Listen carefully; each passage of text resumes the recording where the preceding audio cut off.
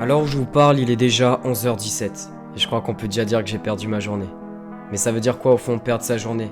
Ne pas avoir le temps de réaliser tout ce qu'on avait prévu de faire, ou encore avoir l'infime sentiment que celle-ci passe à une vitesse folle, parce qu'on passe notre temps à scroller, à perdre notre temps, ou à dormir pour être davantage fatigué. Mais je suis pas quelqu'un d'hyper moralisateur et puis je suis pas le mieux placé pour parler de ça. Donc aujourd'hui, je vais plutôt vous parler d'une journée que j'estime réussie. Une journée inspirante, pleine de rebondissements, d'accomplissements, mais surtout d'apprentissage. Une journée réussie, c'est tout d'abord une journée où tu te lèves tôt. Un réveil à 5h30 du matin pour être à 7h au ferry qu'on a loupé de peu d'ailleurs, et direction Mose, une petite île située à seulement 25 km de Tahiti, et souvent considérée comme plus calme, plus chill, une sorte de Tahiti d'antan. Avec mon pote, on n'avait pas prévu grand chose. 2 litres d'eau chacun, un fusil de pêche et un couteau pour graille, un peu d'argent et principalement mon matos vidéo pour vous partager tout ça. Ah ouais, aussi on savait pas trop comment mais on s'était mis en tête qu'on allait y passer la nuit. Arrivé là-bas, on savait pas trop où aller. On a donc checké sur Google Maps les spots où la pêche était autorisée et on a décidé de où on allait aller en fonction de ça.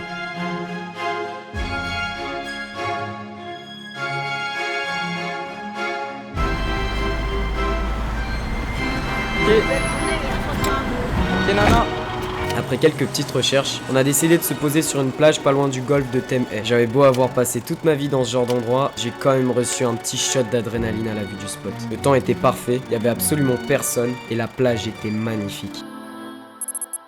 C'est à ce moment-là où le troisième gringos nous a rejoint, Yvon. Et dès qu'il est arrivé, on s'est tout de suite mis à pêcher.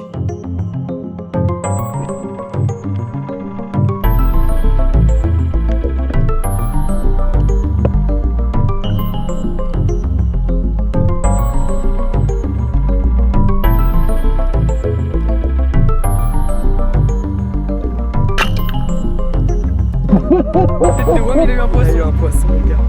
Bon, on pêche c'est un peu une honte, mais on avait peu voire pas d'expérience. Moi de mon côté, j'ai chopé un poisson main, un poisson qui fait la taille d'une main et qui est totalement mangeable.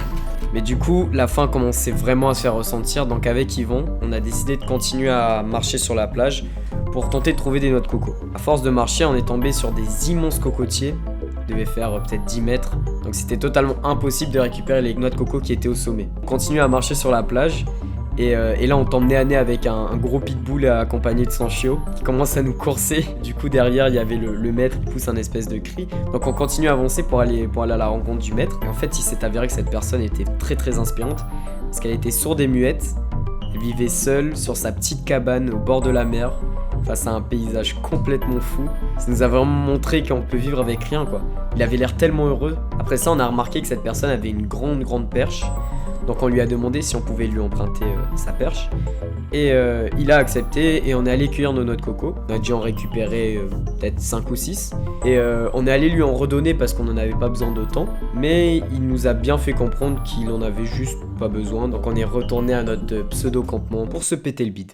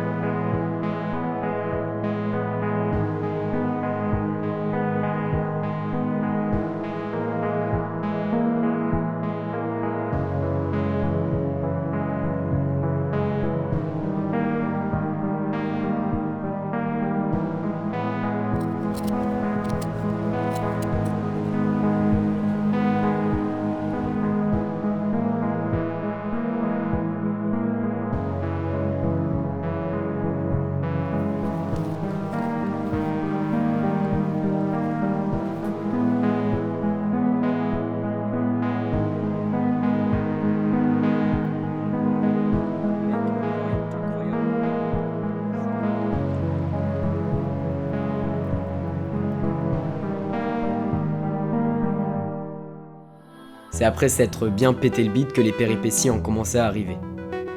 17h30. Yvan nous quitte. Ouais non, il avait juste un repas de famille en fait. 18h. On est tranquillement posé avec Tom, et là on voit les pompiers arriver sur la plage. Ils nous font rapidement comprendre qu'il y a un feu qui s'est déclenché à environ 200 mètres derrière nous.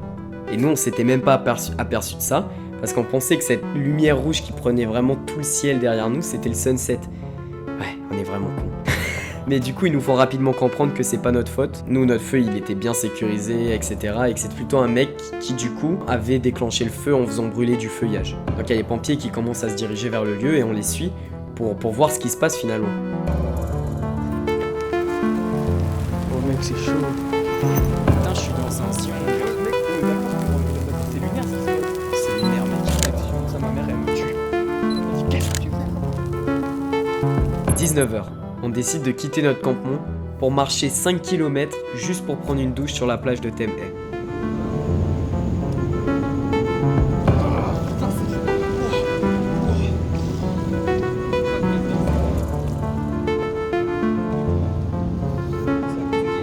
« 20h30.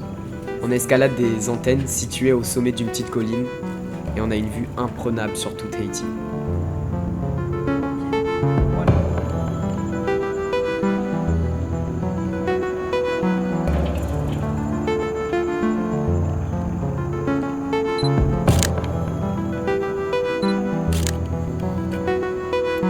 21h. On rentre au campement, on chill, on discute autour d'un feu et on se prépare à dormir.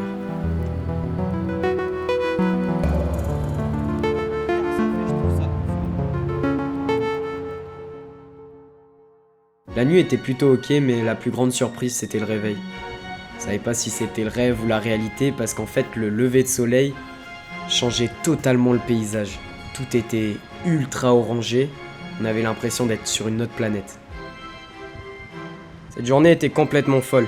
On peut très clairement dire que c'était une journée réussie. Et le plus drôle, c'est qu'elle nous aura seulement coûté 15 $, le prix de la traversée en bateau. Le plus cher aura été de prendre l'initiative d'oser faire ce qu'on a fait.